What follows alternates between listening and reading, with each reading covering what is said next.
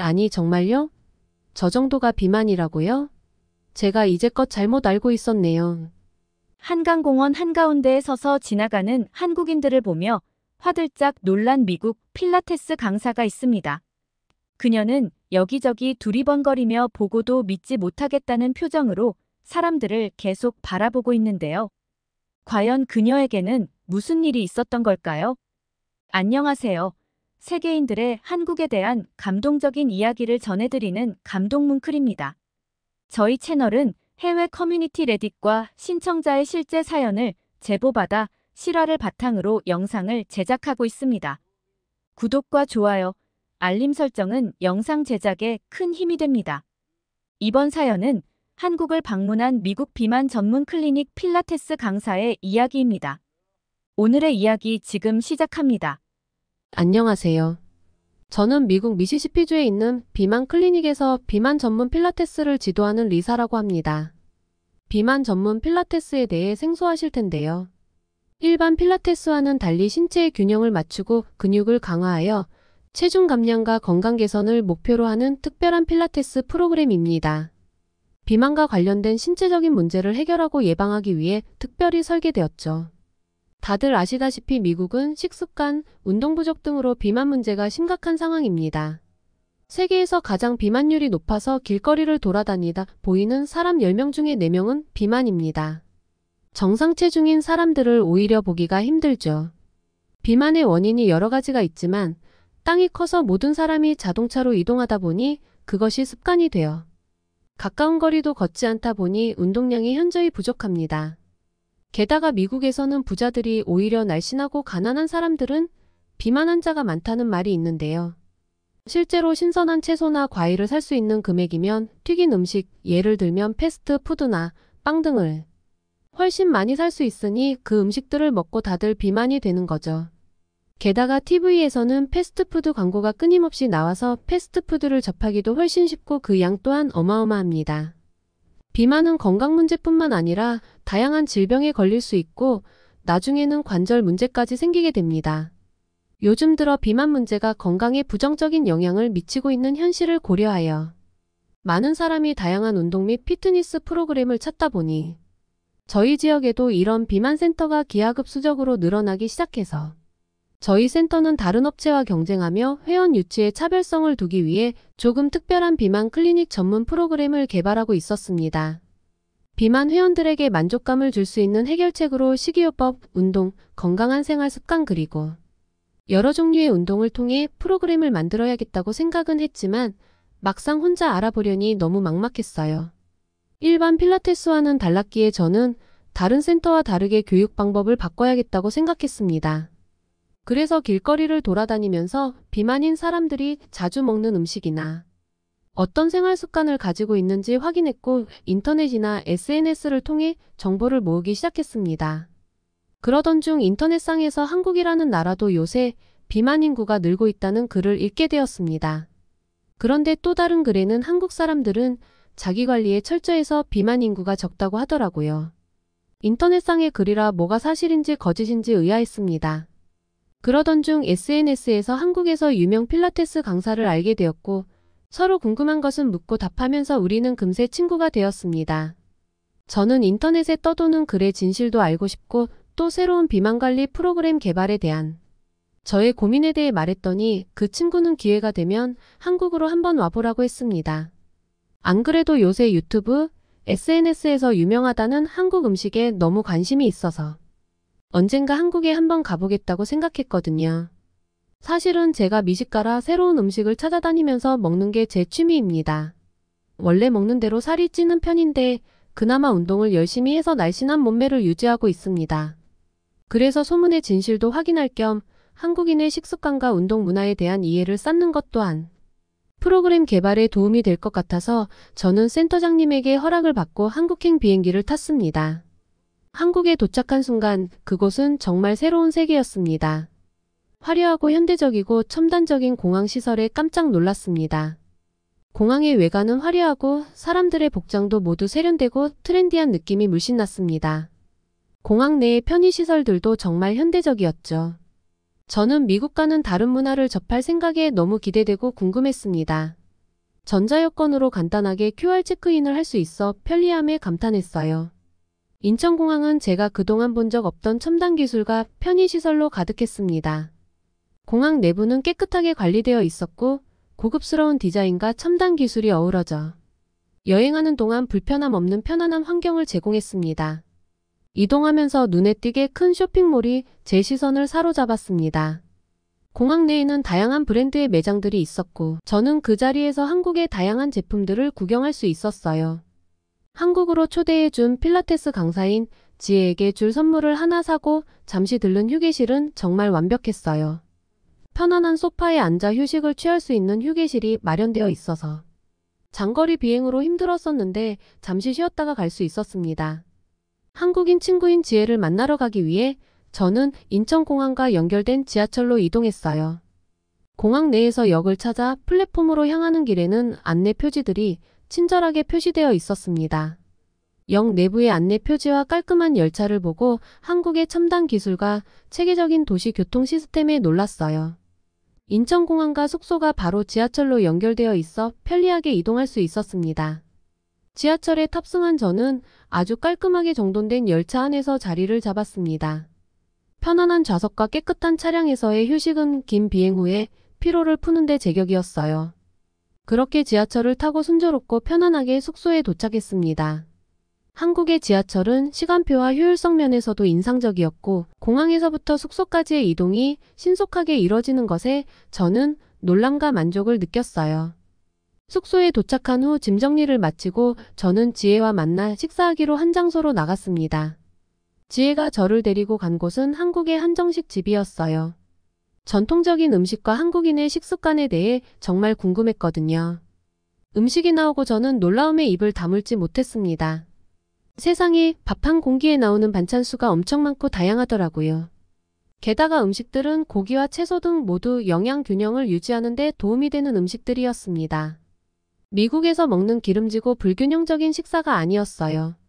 그렇게 지혜와 푸짐한 한국 식사를 마친 뒤 우리는 한적한 골목길을 거닐며 얘기를 나누었습니다. 그러다 카페를 발견하고 우리는 커피를 마시기로 하고 들어갔어요. 저는 거기서 한국의 주문 시스템에 또 한 번 놀랐습니다. 카페 안으로 들어가자 지혜는 카운터로 주문하러 가지 않고 바로 테이블에 앉았어요.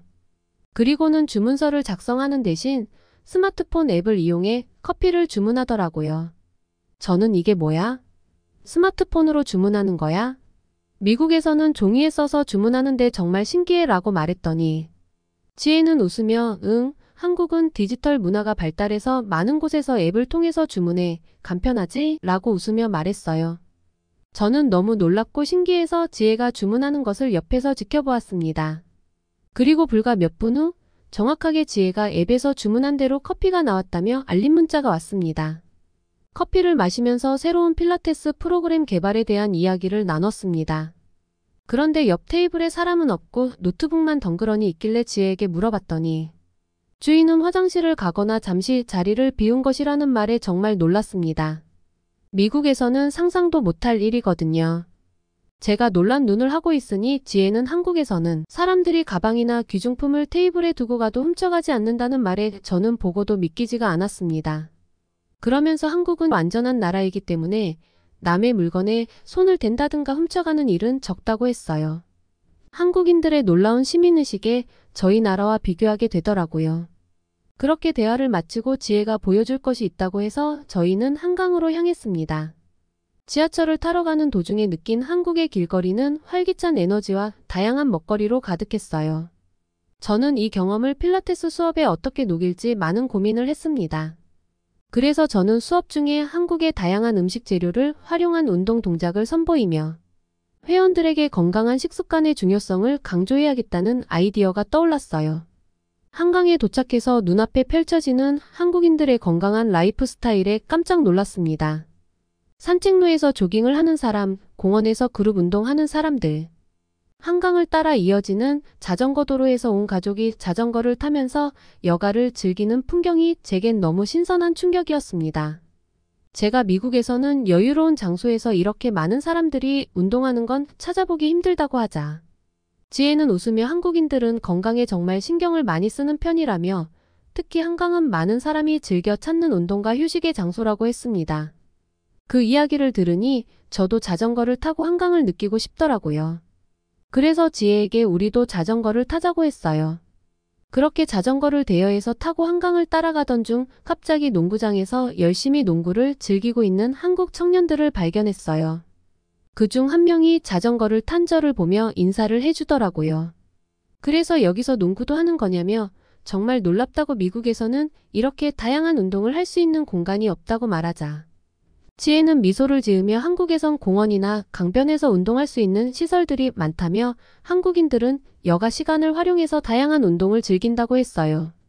움직이기 싫어하는 미국인과는 달리 한국인들이 건강한 라이프 스타일을 유지하고 다양한 운동을 통해 활기찬 삶을 추구하는 게 건강한 몸매와 정신을 유지하는 원동력이라는 생각이 들었습니다. 그래서 저는 인터넷에서 읽은 글에 대해 물어봤더니 지혜가 그건 잘못된 사실이라고 말해주었어요. 지금 당장 공원에 있는 사람만 봐도 알 수 있듯이 한국인들은 비만의 비율이 높지 않고 자기관리가 상당히 철저하다고 했습니다. 그 말을 듣고 생각해보니 공항에서부터 식당, 지하철 그리고 지금 한강에 올 때까지 제가 본 한국인들은 모두 건강한 몸을 가지고 있는 사람들이 많이 있었어요. 약간 통통하다는 느낌의 한국인도 보긴 했지만 그들은 미국에서 보는 그런 비만한 사람들이 아니었습니다.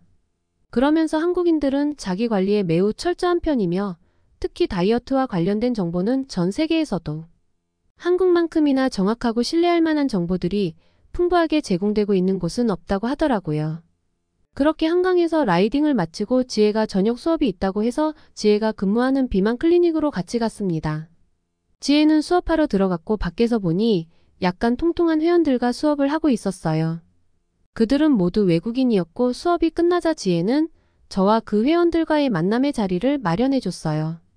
놀랍게도 그 회원들은 미국, 캐나다에서 왔는데 여기 클리닉을 다니기 전에 모두 110kg 이상의 비만이었다고 하더라고요. 모두들 키가 160 정도로 보였는데 110kg을 넘는 건 너무 심한 비만인 거죠. 그래서 처음에는 믿지 않았어요. 근데 그들이 예전 사진을 보여주는 순간 저는 경악할 수밖에 없었어요.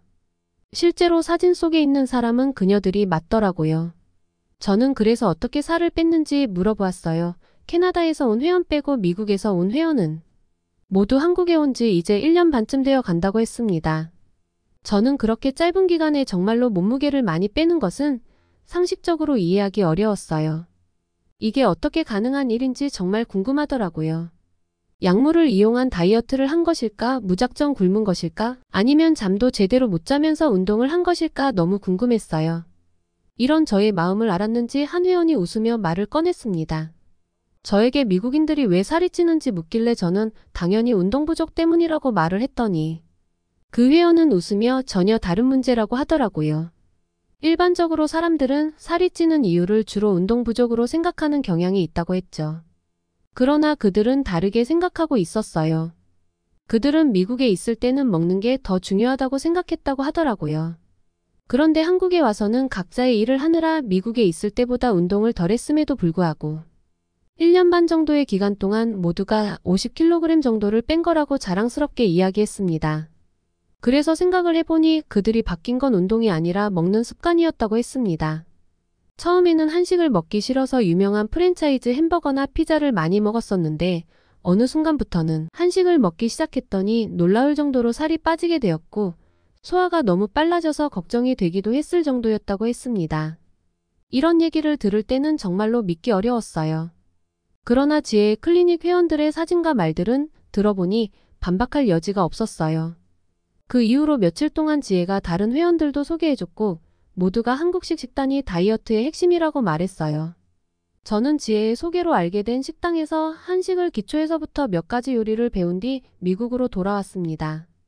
제대로 만들어서 회원들에게 하루에 한 끼씩 먹게 했고 결과는 굉장히 효과적이었습니다.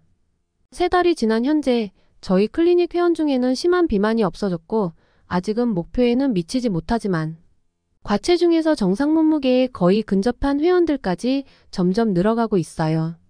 물론 회원들이 처음에 한식을 시도할 때는 거부감이 많았습니다. 생전 처음 먹어보는 음식이었고 한식 특유의 향이나 맛이 어색해서 그랬던 것 같아요. 그러나 그렇게 몇 달이 지나니 회원들이 직접 몸이 변화하고 있다는 것을 느낀다고 하더라고요. 운동할 때 땀도 잘 나고 밤에 잠이 편하게 오고 소화 기능도 좋아지는 등 몸 상태가 매우 좋아진 것을 느낀다고 했습니다. 현재 우리 센터에는 한식 열풍이 불고 있고 제가 혼자 감당하기 힘들 정도로 많은 회원이 한식을 요청하고 있어요. 이런 상황에서 센터장님은 한식 요리사를 따로 고용하는 제안을 하셨는데 그러면 비용이 부담스러울 것 같아서 회원들에게 설문조사를 했더니 놀랍게도 돈을 더 내더라도 한식을 계속 먹고 싶다는 의견이 많이 나왔습니다. 이 결과를 보면 어쩌면 조만간 한식 요리사분을 고용할 수 있을 것 같아요. 그러면 제가 하는 것보다 더 풍성한 메뉴와 더 많은 한식을 제공할 수 있을 것 같아서 저도 많이 기대하고 있어요. 현재 센터에 있는 많은 회원은 다이어트를 평생 실패했던 경험이 있는데 단 한 달 만에 성공적인 다이어트를 이룬다니 소문이 빠르게 퍼져가고 있어요. 이러한 고급적인 한국 다이어트 음식은 그동안 한국 사람들만이 알고 있었던 것일 텐데 이런 특별한 다이어트 방법으로 쉽게 다이어트에 성공할 수 있다는 사실을 지금이라도 알게 돼서 정말 다행이에요. 그리고 한국에서의 경험을 토대로 필라테스 수업도 더욱 다양하고 흥미로운 방향으로 개발했어요. 한국의 식습관과 운동 문화를 적극 반영하여 수강생들이 건강을 유지하면서도 지루하지 않게 운동에 참여할 수 있는 새로운 콘셉트의 필라테스를 선보였거든요. 지금 저희 비만 클리닉은 이 지역에서 대기까지 해야 하는 유명한 곳이 되었고 제가 지혜에게 배워온 독특한 수업은 많은 회원에게 사랑을 받고 있어요. 상황이 좀 정리가 되면 다시 한번 한국에 방문해서 한식 전문 교육도 받아서 자격증도 따보고 싶어요. 한국에서의 경험을 통해 한국인들의 식습관과 운동 습관이 미국인들에게도 많은 도움이 될 수 있다는 것을 깨달았습니다. 이런 좋은 경험을 하게 한국으로 초대해 준 지혜와 한국에 너무 감사드리며 다음에는 일이 아닌 한국 음식 여행으로 방문할 생각입니다. 한국인들은 매우 풍족한 식사를 즐기며 다양한 반찬과 균형 잡힌 식단을 중요시합니다. 또한 운동을 통해 건강을 유지하고 스트레스를 해소하는데 큰 관심이 있습니다. 이러한 식습관과 운동 습관은 미국 비만 전문 필라테스 강사에게 큰 영감을 주었습니다. 그녀는 미국으로 돌아가서 한국인들의 식습관과 운동을 기반으로 한 필라테스 프로그램을 개발하였고 미국에서도 큰 인기를 얻고 있으며 큰 성공을 거두게 되었는데요. 한식과 한국인들의 생활 습관의 우수성을 알 수 있는 사연이었습니다. 오늘의 사연 어떠셨나요? 오늘 이야기가 좋으셨다면 구독과 좋아요 눌러주시고 주변의 많은 분들에게 공유해주세요. 사연자분에게 응원과 격려의 말씀들을 댓글로 남겨주세요. 감동 뭉클에서는 여러분의 마음들을 모아 사연자분들에게 전달해 드리고 있습니다. 감동적이거나 재미있는 실제 사연들을 제보받고 있으니 소개해주고 싶은 사연이 있으시면 위 메일로 제보해 주시기 바랍니다. 오늘도 여러분의 하루의 작은 즐거움이라도 되었기를 바라며 지금까지 감동 뭉클이었습니다. 구독과 좋아요는 영상 제작에 큰 힘이 됩니다. 끝까지 시청해 주셔서 감사합니다. 다음에 더 좋은 영상으로 찾아뵙겠습니다.